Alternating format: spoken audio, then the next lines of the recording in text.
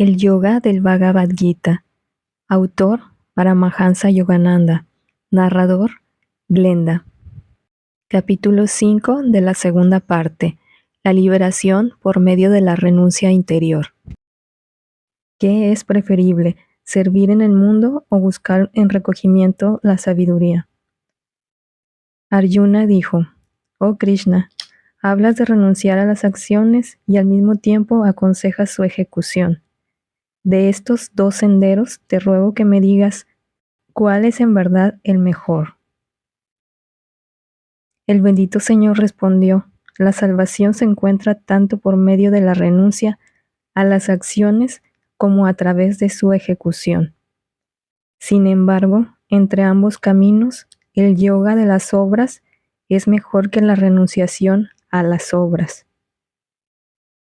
Oh guerrero de brazos poderosos, Arjuna, el constante y auténtico sannyasin, renunciante, que se libera fácilmente de todos los enredos de la existencia, es aquel que no tiene gustos ni aversiones, pues no se halla atado por las dualidades, los pares de opuestos de la naturaleza.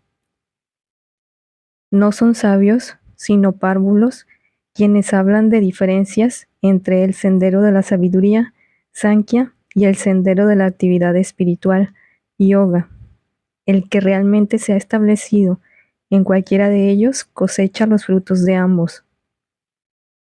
El estado que alcanzan los sabios, los jnana yogis, que siguen con éxito el sendero de la sabiduría y del discernimiento, el Sankhya, también lo logran quienes llevan a cabo acciones, los karma yogis, que practican con éxito los métodos científicos del yoga.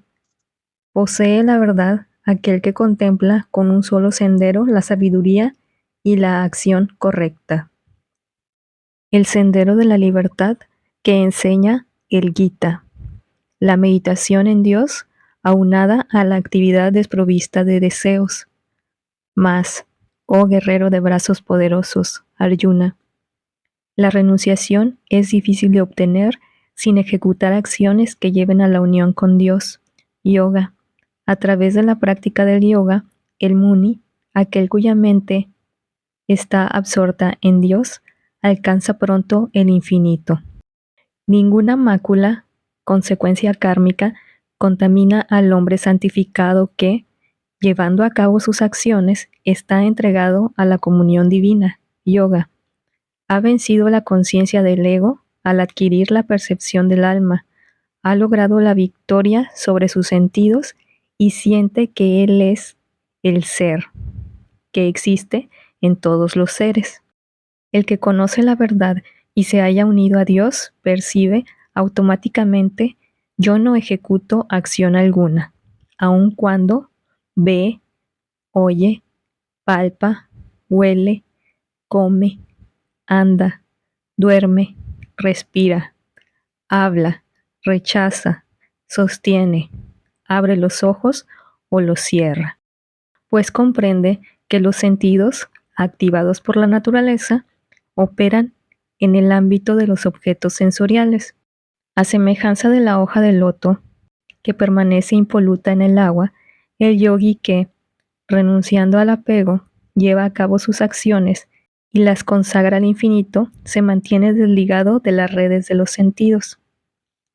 Con la finalidad de santificar el ego, los yogis realizan acciones solo mediante los instrumentos de la acción, el cuerpo, la mente, el discernimiento o incluso los sentidos. A la vez que abandonan todo apego, no permiten participación alguna del ego ni de los apegos y deseos que éste posee.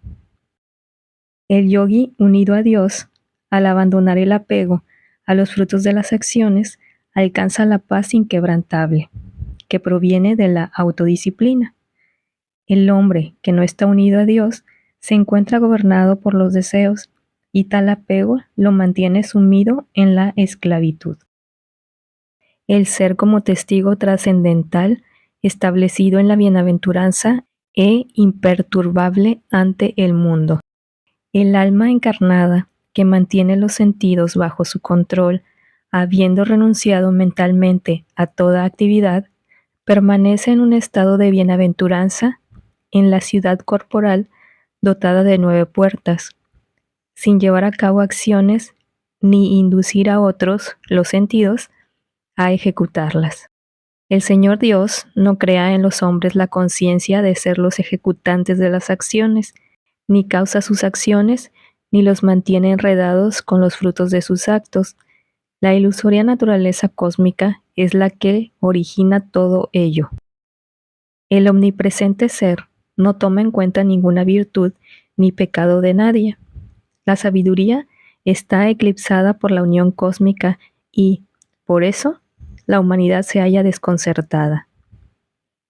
Sin embargo, en quienes han destruido la ignorancia mediante el conocimiento del ser, la sabiduría, como un sol radiante, pone de manifiesto el Ser Supremo.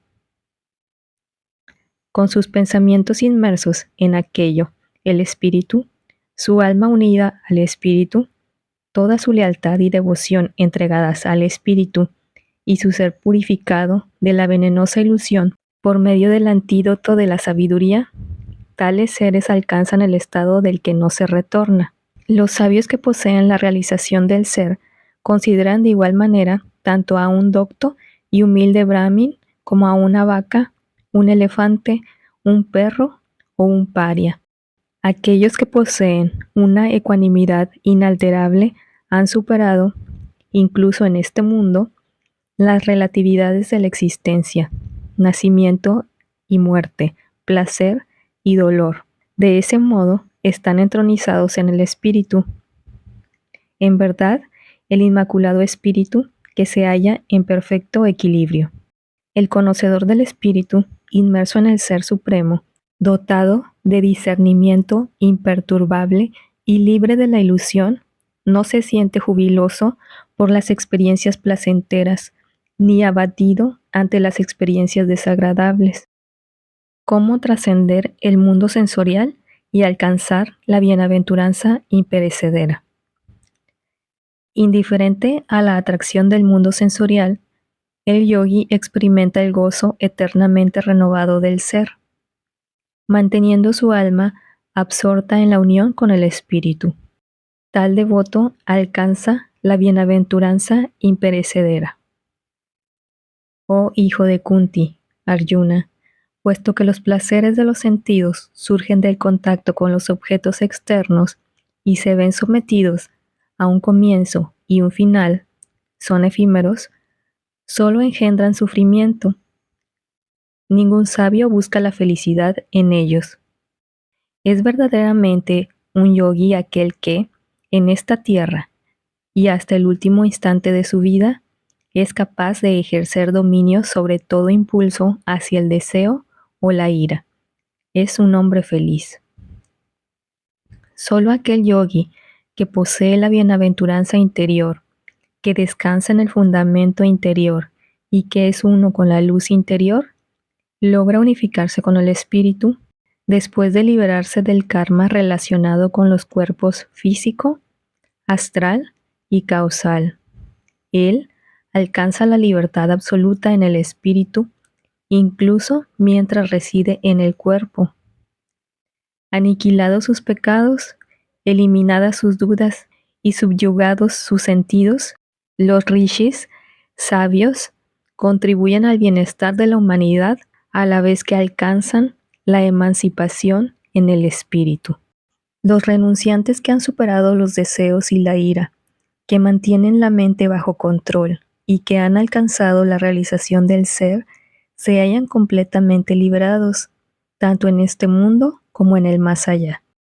El Muni, aquel que considera la liberación como el único propósito de la vida y que, por lo tanto, se libera de los anhelos, los temores y la ira, domina los sentidos, la mente y la inteligencia, y suprime sus contactos externos al equilibrar o neutralizar, mediante una técnica, las corrientes de prana y apana que se manifiestan en forma de inhalación y exhalación en las fosas nasales. Él fija la mirada en el entrecejo y convierte de ese modo, la corriente dual de la visión física en la corriente única del omnisciente ojo astral. Tal Muni alcanza la completa emancipación. Haya la paz quien me conoce como aquel que disfruta los ritos sagrados, yajñas, y las austeridades que ofrecen los devotos, como el infinito Señor de la creación y como el buen amigo de todas las criaturas. Om Tat Sat. En el Upanishad del sagrado Bhagavad Gita, el discurso del Señor Krishna a Arjuna, que es la escritura del yoga y la ciencia de la unión con Dios, este es el 5º capítulo denominado La unión por medio de la renuncia de los frutos de la acción. Fin del capítulo 5. Próximo capítulo, capítulo 6, el refugio permanente en el espíritu por medio de la meditación yógica.